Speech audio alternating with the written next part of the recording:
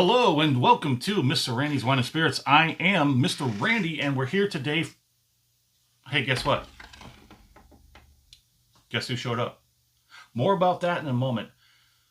We're here again today with another first part of a three-part series that I do when I'm reviewing. I'm tripping over myself here. I do apologize. Part one is going to be off the rip. I get the bottle home, crack it open, pour it in a glass, and share my first impressions with you because I do care. I really do. Part two is going to be right down here, halfway down the bottle.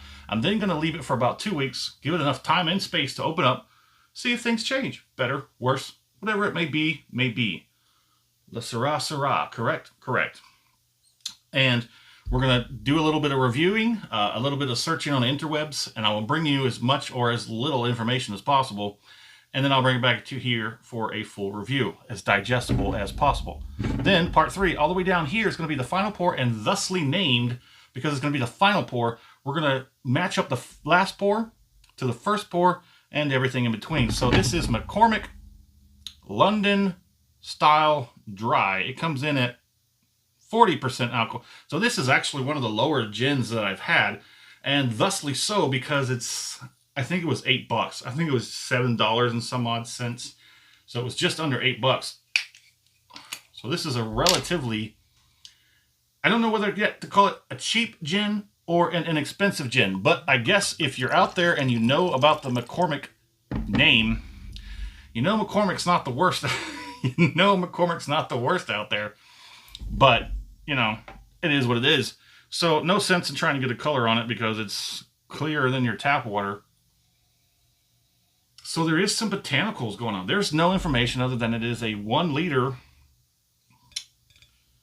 and it is coming out of Missouri. It is selected and bottled by McCormick Distilling Co. Weston, Missouri. Yeah, okay. Anyways, enough of that. So on the nose still, there's a weird twinge to it.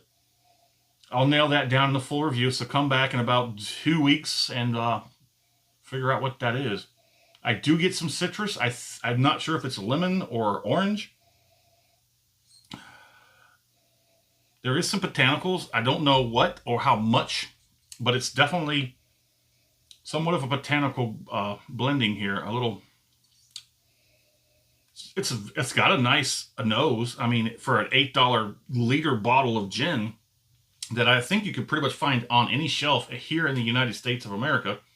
Let's go ahead and get on the palate.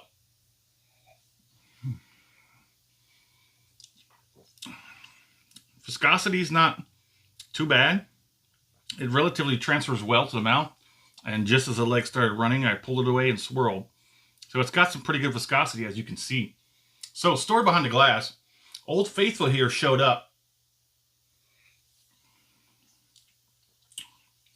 Someone moved it and put it up in the cabinet. And just figured not to say anything. So the Spanish Inquisition always comes through. Okay, so the palate's relatively nice. There's a good bit of sweetness and floral and spice. Let's go ahead and get one more on the palate. That's actually surprising for an $8 liter bottle of gin. I'm leaning more towards the inexpensive over the cheap. I'll let you know completely during the full review. Come back in 2 weeks. It's a good palate. Let's go ahead and get a finish on this.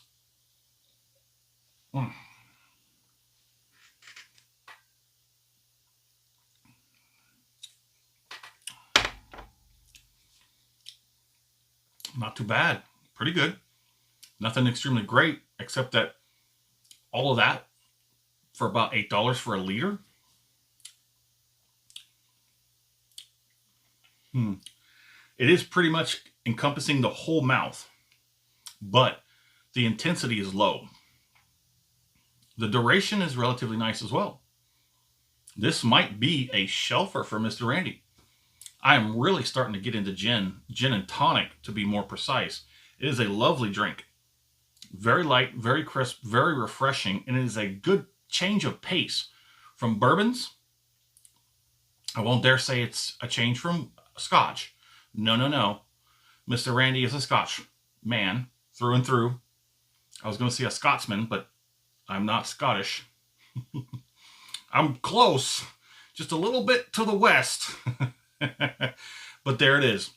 The McCormick Gin, off the rip, episode 1, in the can.